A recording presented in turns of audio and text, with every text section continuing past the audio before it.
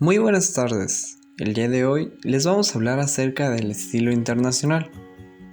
Nuestro equipo está conformado por los siguientes: Rodríguez Saboria Irma Michelle, Morales Vázquez José Adrián, Vidales Ramírez Óscar, Vega Rodríguez Jonathan y por su servidor Flores Valencia Cristóbal Emanuel. Dentro de la exposición vamos a tocar los siguientes temas. Acompáñanos. Es una rama de la arquitectura moderna, la cual encaja dentro del funcionalismo arquitectónico, que buscaba una manera de proyectar un pensamiento universal y sin unos rasgos regionales. Comenzó a partir del año 1920, pero logra consolidarse como un estilo propiamente dicho en el año 1932, siendo liderado por arquitectos tales como Walter Gropius, Philip Johnson o Le Corbusier. El estilo internacional surgió en gran medida como resultado de los problemas que confrontaron los arquitectos a principios del siglo XX. La gran problemática con los diseños de edificios que incorporaban una mezcla de rasgos decorativos de diferentes periodos arquitectónicos se dio especialmente dentro del diseño resultante, que tuvo poco o nada una relación con la función del edificio. La necesidad de construir grandes cantidades de edificios públicos que sirvieran a una sociedad en rápida industrialización fue lo que se necesitó para crear un estilo que cubriera dichas necesidades. Debido a que se desarrolló en un contexto histórico de constante cambio, se pensó en un nuevo modelo que lograra crear edificios residenciales y de todo tipo de usos, buscando siempre la estética racionalista, programas funcionalistas y la regularidad de las composiciones.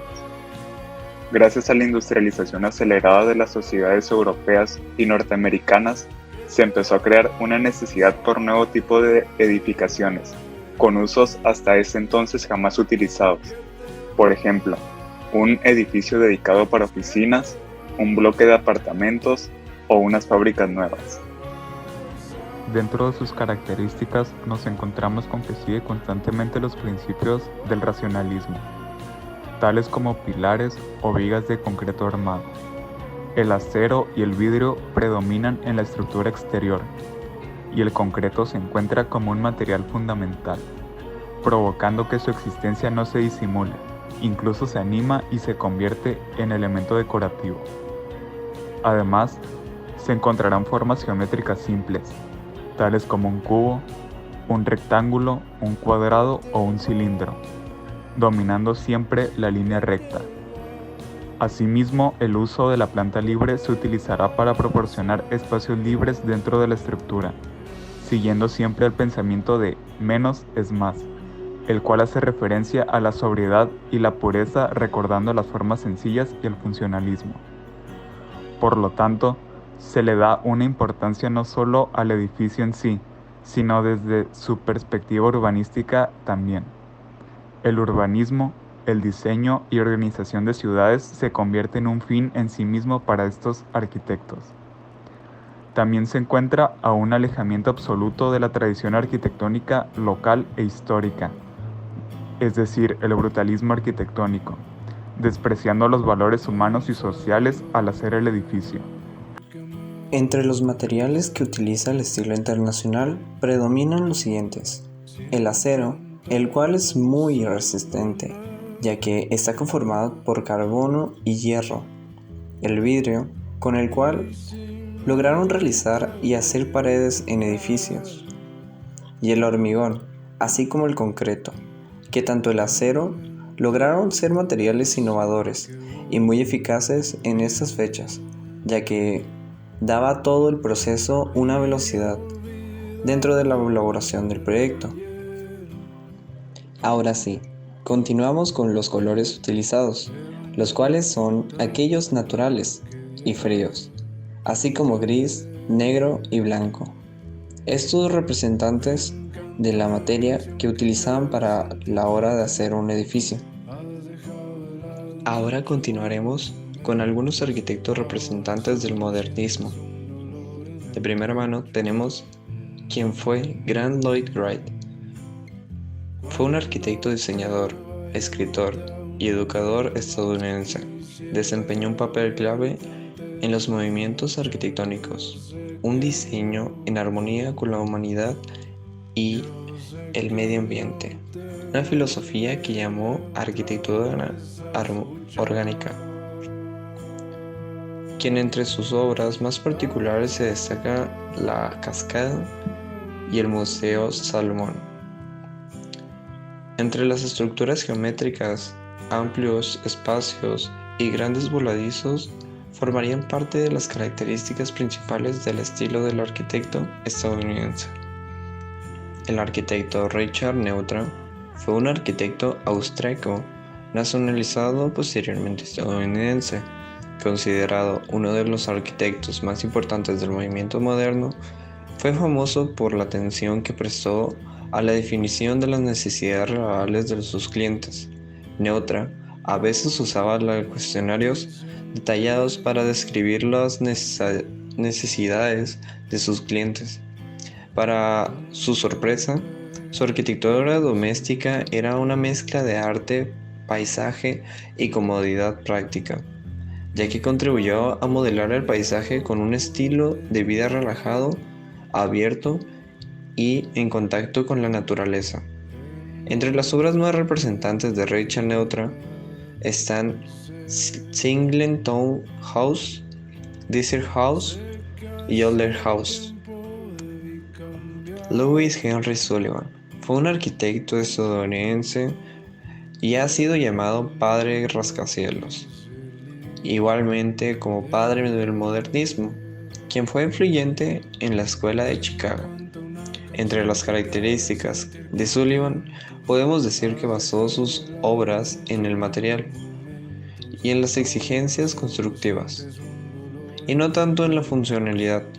Su famosa afirmación, "la forma sigue la función", no fue tan aplicada por él, no como sus seguidores. Entre las obras que destacan de este arquitecto está el edificio Carson, el edificio Wainwright, igualmente Guaranty Building y por último Garrett Dirty. Y por último, pero no menos importante, Le Corbusier, quien fue un arquitecto y un teórico de la arquitectura, un urbanista, un pintor y un escultor, parte de los claros exponentes de la arquitectura moderna. El estilo arquitectónico de Le Corbusier es parte del racionalismo. A lo largo de su producción arquitectónica, el principio de mantener la sencillez, deshacerse de toda ornamentación innecesaria y utilizar materiales prefabricados como el hormigón armado da forma a uno de sus pilares teóricos, y el funcionalismo. Entre las obras más representantes sobre este arquitecto son la Capilla del Notre Dame y la Villa Savoye.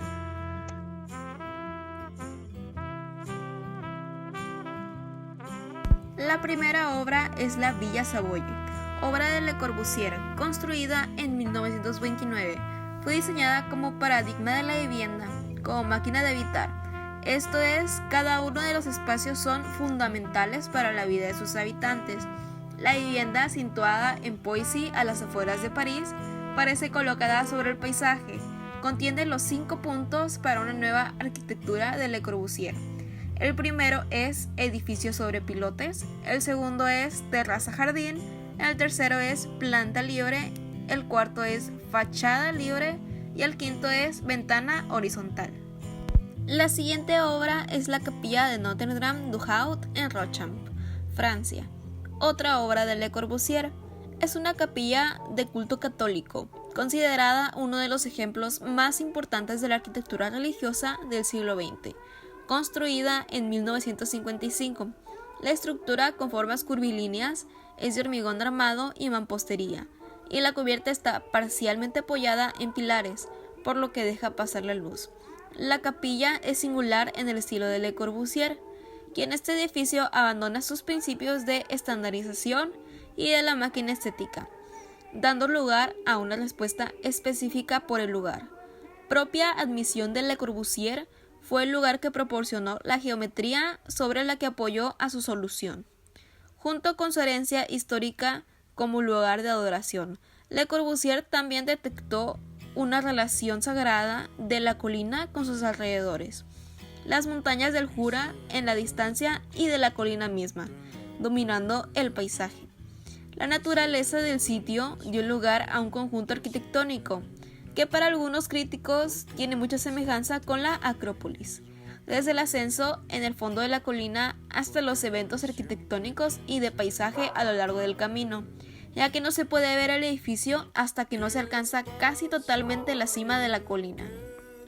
La Casa Farnsworth, obra de Mies van der Rohe, es una vivienda unifamiliar ubicada en Illinois y construida entre 1946 y 1951. Esta obra es uno de los mejores ejemplos de la arquitectura de vivienda unifamiliar del siglo XX y un icono de la arquitectura mundial. La casa, construida en acero y vidrio, es una muestra por la sencillez arquitectónica y la perfección en los detalles constructivos. Actualmente, la casa es propiedad de una organización para la preservación de la cultura.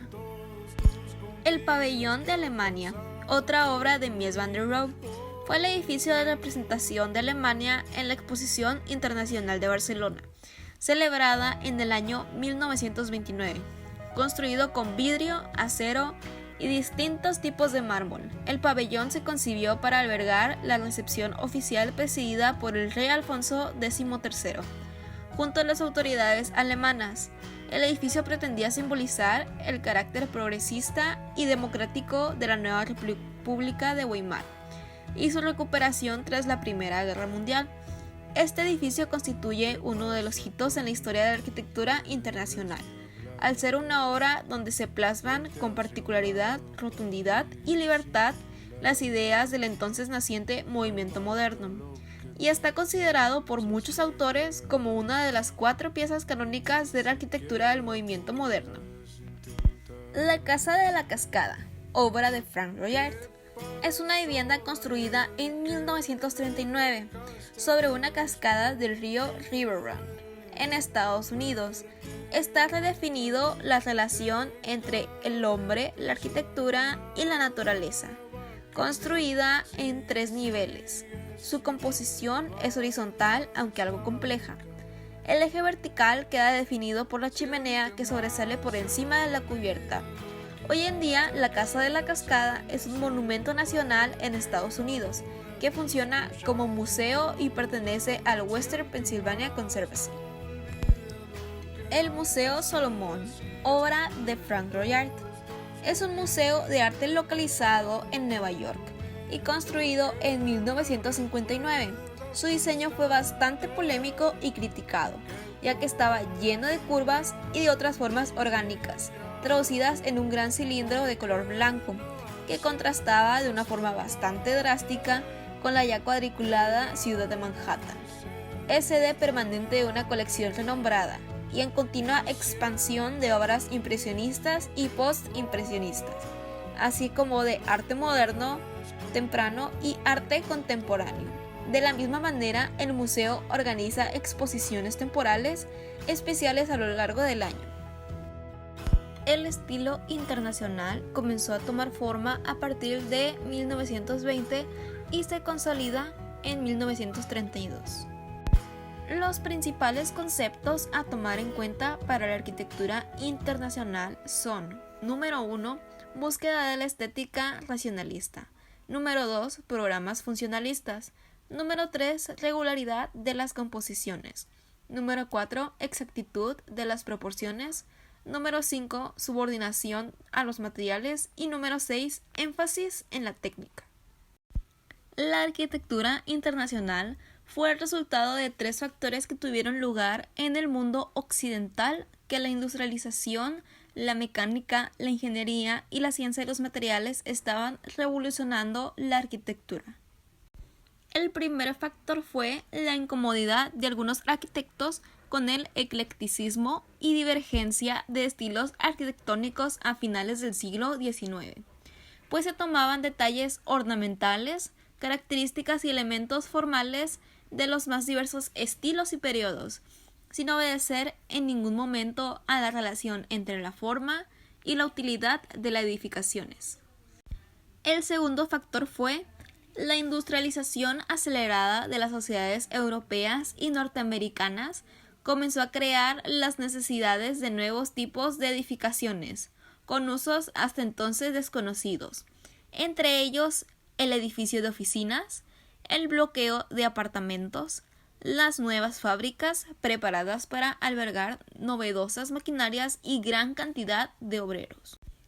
El tercer factor fueron los enormes avances técnicos en las ciencias de los materiales y la construcción, que permitieron la invención del hormigón armado y los progresos en las aleaciones del acero. Todo esto conllevaría nuevas posibilidades estructurales que harían realidad edificios más altos, más resistentes y más espaciosos. Procedimientos de construcción. Antes de seguir adelante, debemos averiguar qué es exactamente el estilo internacional. Imagina una estructura hecha de planos y sólidos. Ese es tu edificio básico. Por lo tanto, el estilo internacional se centra en formas rectilíneas, generalmente divididas en planos segmentados de hormigón, acero y vidrio. Cabe resaltar que el acero y el vidrio dominan la estructura exterior, pilares a la vista. El hormigón es el material fundamental, su existencia no disimula, incluso se anima y se convierte en elemento decorativo. El estilo internacional es una celebración de estos nuevos materiales tecnológicos de construcción, por lo que no se esconde detrás del yeso o una fachada decorativa. De hecho, la austeridad es una de las características definitorias del estilo internacional. La mayoría de las estructuras son sin ningún tipo de ornamentación.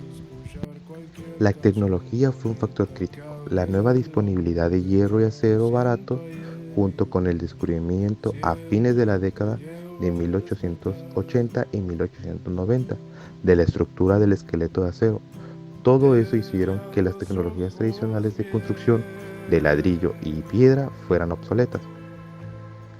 Además, los arquitectos comenzaron a usar concreto reforzado con acero para pisos y otros elementos de soporte secundarios, y los exteriores de los edificios con vidrio. La arquitectura austera y disciplinada fue resultante, se formó de acuerdo con el principio de los edificios modernos que deberían de reflejar una clara armonía entre la apariencia, la función y la tecnología. Todo eso son las descripciones físicas del estilo internacional.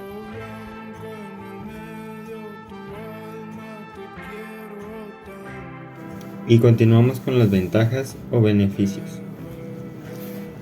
El estilo internacional en el mundo del diseño, en un afán de buscar una pureza estética incluso en los objetos cotidianos, los avances en nuevos materiales, el diseño industrial, se mantuvo fiel a sus elementos honestos, económicos y utilitarios.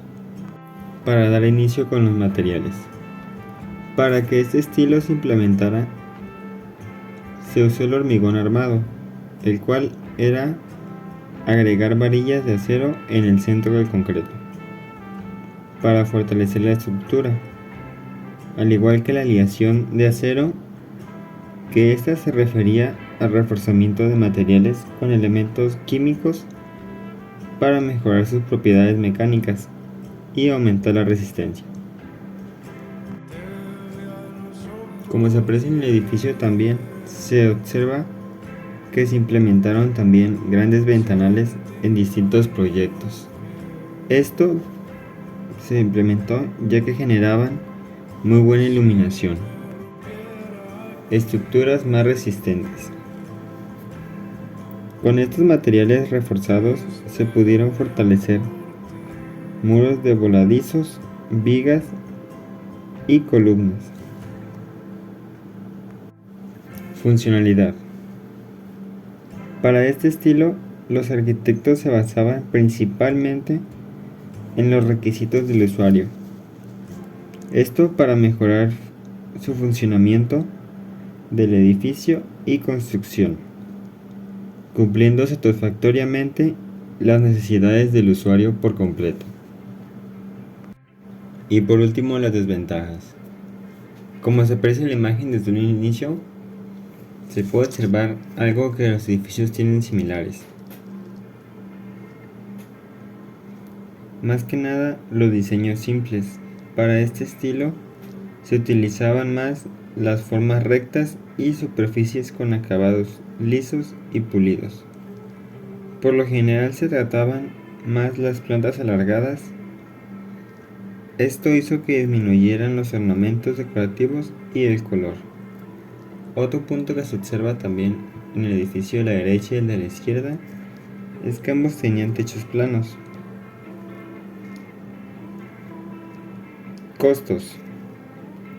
La funcionalidad del edificio, fortalecimiento de los materiales y uso excesivo del cristal hizo que los costos de estos materiales estructurales aumentaran su precio y se elevara demasiado, lo cual provocó que ya no se siguieran este tipo de construcciones.